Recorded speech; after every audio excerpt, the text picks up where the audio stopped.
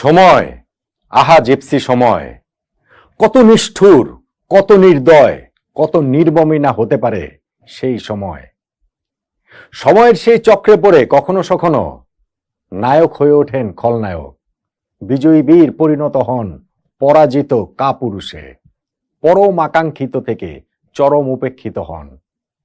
মহিরুহ মিশে যায় মাটিতে, নক্ষত্রের পতন ঘটে। সাকিব আল হাসানের ক্ষেত্রেও কি ঠিক একই ঘটনাটা ঘটল না? শূন্য দিয়ে যেই ইনিংসটা শেষ করলেন তার মাধ্যমেই কি বাংলাদেশ ক্রিকেট থেকে শূন্যে মিলিয়ে গেলেন না সাকিব আল হাসান? আপনার কাছে বাড়াবাড়ি মনে হতে পারে, আপনি ভাবতে পারেন যে কিসের শূন্যে মিলিয়ে যাওয়া, কিসের শেষ বিদায়। সাকিব ফিরবেন, সাকিব দেশে ফিরবেন, সাকিব দক্ষিণ আফ্রিকার বিপক্ষে টেস্ট সিরিজ খেলবেন, সাকিব স্টেডিয়াম ভর্তি দর্শকের করতালির মাধ্যমে টেস্টকে বিদায় জানাবেন। ওয়ানডে খেলার কথা তো তিনি বলেছেনই চ্যাম্পিয়ন্স ট্রফি পর্যন্ত। এরপরে টি-20 দরজাটাও পুরোপুরি আটকে দেননি। ফলে 3 ফরম্যাটেই সাকিবের খেলার সম্ভাবনা তো এখনো আছে, আমি মানছি আছে। কিন্তু ওই যে সময়ের কথা বললাম, দুঃসময়ের যে চক্রে সাকিব পড়ে গিয়েছেন সেইটাকে তিনি যদি পরিবর্তন করতে না পারেন তাহলে সাকিবের আর দেশে ফেরা হবে না, সাকিবের টেস্ট খেলা হবে না, সাকিবের টি-20 খেলা হবে না। এমনকি যে ওয়ানডে খেলার ইচ্ছের কথা তিনি জানিয়েছেন চ্যাম্পিয়ন্স ট্রফি পর্যন্ত, নানান অজুহাতে যদি সেখান থেকেও সাকিবকে ছুড়ে ফেলা হয়, তাকে ব্রাত্য করে ফেলা হয়, কিংবা ধরেন এমনও তো হতে পারে কিনা এই টানাপোড়েনে হাঁপিয়ে ওঠা ক্লান্ত সাকিব নিজেই নিজেকে সরিয়ে নিলেন, তাহলে তো এই কানপুর টেস্টে হাসি মুখে বুকে কান্না চেপে সাকিবের যে বিদায়টা হলো, এইটাই সাকিবের শেষ ছবিটা হয়ে থাকবে বাংলাদেশের জার্সি গায়ে ক্রিকেট মাঠ থেকে, নয় কি? দেখুন, সাকিবের আবেগ আমার আপনার মতোই, আমাদের সবার মতোই, তিনিও তো রক্ত মাংসের মানুষ। পার্থক্য যেখানে সেটা হচ্ছে সাকিব তার ওই আবেগটা নিয়ন্ত্রণ করতে জানেন, সেটা খেলার মাঠে যেমন খেলার বাইরেও তেমন। সেই কারণে আমাদের মনে হয় যে কোনো কিছুকে সাকিব পাত্তা দিচ্ছেন না। এই যে দেখুন না, অবসরের যে ঘোষণাটা দিলেন, যে প্রেস কনফারেন্সটা ভারতের বিপক্ষে দ্বিতীয় টেস্ট শুরু হওয়ার আগে, সেখানে কি সাকিব ভীষণ আবেগ আপ্লুত ছিলেন। আমরাই বরং তার উপরে আবেগ আরোপ করেছি, আমরাই বরং তার চোখের কোণে চিকচিক করা পানি খুঁজেছি, আমরাই বরং সাকিবের মাথায় হাত দেয়া ছবি খুঁজেছি।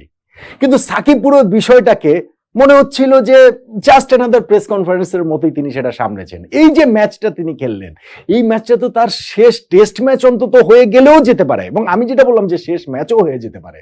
সাকিবকে পুরো ম্যাচে কি খুবই আবেগাক্রান্ত কোনো মুহূর্ত কি দেখেছেন? কোনো একটা সময়, কোনো একটা মুহূর্তে আউট হওয়ার পর তার ফ্রাস্ট্রেশন কি অন্যগুলোর চেয়ে কোনো বেশি হয়েছে?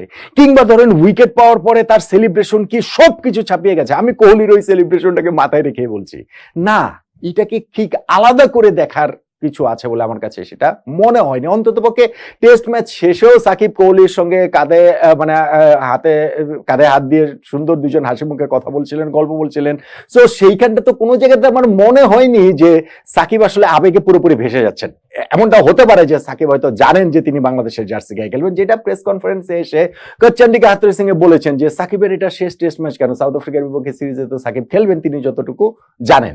কিন্তু যদি সেটা না হয় তাহলে কি হবে? ধরেন যদি আমি টেস্ট ম্যাচের কথাই বলি, তাহলেও তো সাকিবের টেস্ট ক্যারিয়ারটা এইখানটাতে থেমে গেল 71 টেস্টে 4609 রান এবং 246 উইকেটে। বাংলাদেশের ইতিহাসে সর্বকালের সেরা ক্রিকেটার তো বটেই, সর্বকালের সব মিলিয়ে টেস্ট ক্রিকেট ইতিহাসের সেরা অলরাউন্ডারদের মধ্যেও কি সাকিবের নামটা রাখতে হবে না? ওই যে এই টেস্ট চলাকালীন সময় এক আলোচনাতে তামিম ইকবালকে বলা হয়েছিল যে পার্থিব প্যাটেল বলছিলেন গত 20 বছরের টেস্টের সেরা অলরাউন্ডার সাকিব, সেরা 5 অলরাউন্ডারের একজন। তামিম বলেছিলেন যে না, সর্বকালেরই সেরা 5 অলরাউন্ডারের একজন। সো সাকিবের এই যে স্ট্যাটগুলো, সেই স্ট্যাটগুলো তো সাকিবের হয়ে সবসময়ই কথা বলবে নাকি? কিন্তু শেষটা সাকিব যেরকম করতে চেয়েছিলেন সেরকম কি করতে পারছেন?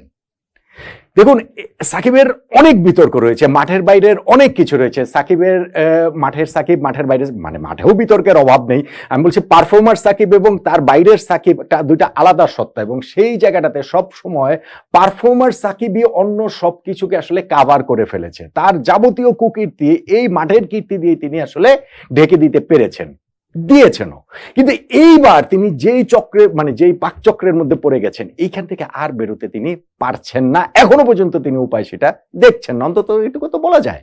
রাজনীতিতে নাম লিখিয়েছেন, এইবার সংসদ নির্বাচন করেছেন, সর্বশেষবার সংসদ সদস্য নির্বাচিত হয়েছেন, কিন্তু দেশে যখন এই যে ক্ষমতার পরিবর্তন হয়ে গেল ছাত্র জনতার ওই আন্দোলনের মাধ্যমে, অভ্যুত্থানের মাধ্যমে, গণ অভ্যুত্থানের মাধ্যমে, তারপরেই তো সাকিব হয়ে গেলেন সবার চক্ষুশূল, সবার চোখে ঘৃণার পাত্র। শুধুমাত্র ওই আন্দোলনের সময় তিনি চুপ করেছিলেন সেটা নয়, তিনি বরং ওই আন্দোলনকে কটাক্ষ পর্যন্ত করেছিলেন। সেই কারণেই সাকিবের এই বিদায়ী ঘোষণাতে আমাদের পুরো বাংলাদেশ জুড়ে যে একেবারে কান্নার রোল পড়ে গেছে তা কিন্তু নয়। সাকিবকে দেশে ফিরিয়ে এনে এই টেস্টটা খেলাতেই হবে এইরকম যে একটা গণদাবির পর্যায়ে চলে গেছে, বিষয়টা কিন্তু সেরকম নয়। সো ওইখানটাতে ক্রিকেট বোর্ড তাদের অবস্থান ক্লিয়ার করেছে, যুব ক্রীড়া মন্ত্রণালয়ের উপদেষ্টা পর্যন্ত হচ্ছে গিয়ে সাকিবের কি করণীয় সেরকম একটা জায়গার কথা বলেছেন, কিন্তু ওইরকম কোনো কিছু কি দেখা যাচ্ছে? এখনো দেখা যাচ্ছে না বলেই কিন্তু এইটা সাকিবের ক্যারিয়ারের শেষ টেস্ট তো বটেই, শেষ ম্যাচও হয়ে যেতে পারে। সাকিব ওই যে একটা কথা বলেছিলেন না ইন্টারভিউতে, যে আমি সবসময় ড্রাইভারই থাকতে চাই, যখন মনে হবে আমি প্যাসেঞ্জার হয়ে গেছি তখন আমি ওই বাস থেকে নেমে যাবো, আমি আর থাকবো না, আমি আর খেলবো না, আমি বাংলাদেশের জার্সি থেকে অবসর নিয়ে নেব। সাকিবকে যদি আপনি পার্টিকুলার টেস্টের কথাও চিন্তা করেন, সাকিব কি এখন প্যাসেঞ্জার হয়ে যায়নি? না, এই লাস্ট ইনিংস যে তিনি বোলিং করেছেন সেখানে কোনো উইকেট পাননি, আমি সেই কারণে বলছি না। লাস্ট ইনিংস যে ব্যাটিং করেছেন সেইখানে তিনি কোনো রান করতে পারেননি, আমি সেই কারণেও বলছি না। আপনি যদি সাম্প্রতিক সময় তার রেজাল্টটা দেখেন, টেস্টে তার পারফরমেন্সটা দেখেন, এই বছরের হিসাবটা যদি করেন, এই বছর যে শ্রীলঙ্কার বিপক্ষে টেস্টটা তিনি খেলেন সেটা তো প্রায় বছরখানেক পরে তিনি টেস্ট খেললেন। শ্রীলঙ্কার সঙ্গে একটা টেস্ট, পাকিস্তানের 2টা টেস্ট, ভারতের 2টা টেস্ট, এই যে 5টা টেস্ট ম্যাচ সাকিব খেলেছেন, সেই 5 টেস্ট মিলিয়ে সাকিব মোট রান করেছেন মাত্র 155। একটা 50ও তিনি করতে পারেন নাই। কোনো ইম্প্যাক্টফুল ইনিংস কি সাকিবের এর মধ্যে রয়েছে? নেই। এই 5 টেস্টে বোলিং এ সাকিব নিয়েছেন 13 উইকেট। শুধুমাত্র পাকিস্তানের সঙ্গে ওই যে আমরা লাস্ট ডেতে টেস্ট ম্যাচটা যে জিতলাম সেখানে শেষ দিনে যে সাকিব 3টা উইকেট নিলেন, ইম্প্যাক্ট বলতে ওইটা। এই যে এই টেস্টে যে 4 উইকেট সাকিব পেয়েছেন ওইটা ইম্প্যাক্ট না রে ভাই। ভারত ওই সময় আল্ট্রা এগ্রেসিভ ক্রিকেট খেলতে গিয়েছে, সাকিব উইকেট পেয়েছেন, তার ক্রেডিট রয়েছে, কিন্তু এটা এমন কিছু না যে যেটার জন্য সাকিব প্রাউড অফ হবেন যে পরবর্তীতে পেছনে ফিরে তাকিয়ে। সো এই যে শেষটা যে তিনি করলেন ব্যাটিং এ বোলিং এ, এই বছরের যে টেস্টের স্ট্যাটাসটা আমি দিলাম সেটা তো তিনি প্যাসেঞ্জার হিসাবে আসলে শেষ করলেন। আর সব মিলিয়ে শেষটা বাংলাদেশের ইতিহাসে সর্বকালের সেরা ক্রিকেটার, তার এরকম একটা ইচ্ছা মাঠের ক্রিকেট থেকে তিনি বিদায় নেবেন, দেশে বিদায় নেবেন, সেইটার জন্য মানুষের যেরকম ভাবে একটা গণদাবি ওঠার কথা ছিল সেইটা যে হলো না, সেটাও সাকিবের আসলে শেষ পর্যন্ত গিয়ে ওই নানান রকম কৃতকর্মের ফলই নয় কি? সময়টাও এইখানটাতে সাকিবের পক্ষে আর থাকলো না, আর কথা বললো না, মাঠের পারফরমেন্সও কথা বললো না, আর মাঠের বাইরের সময়টাও তার পক্ষে আর নেই। বাংলাদেশের ইতিহাসের সর্বকালের সেরা ক্রিকেটারকে তাই হয়তো বিদেশ বিভূঁইয়ে থেকেই বিদায় জানাতে হলো, বিদায় নিতে হলো এই দেশের জার্সি ক্রিকেট খেলা থেকে, যদি না সময়টাকে তিনি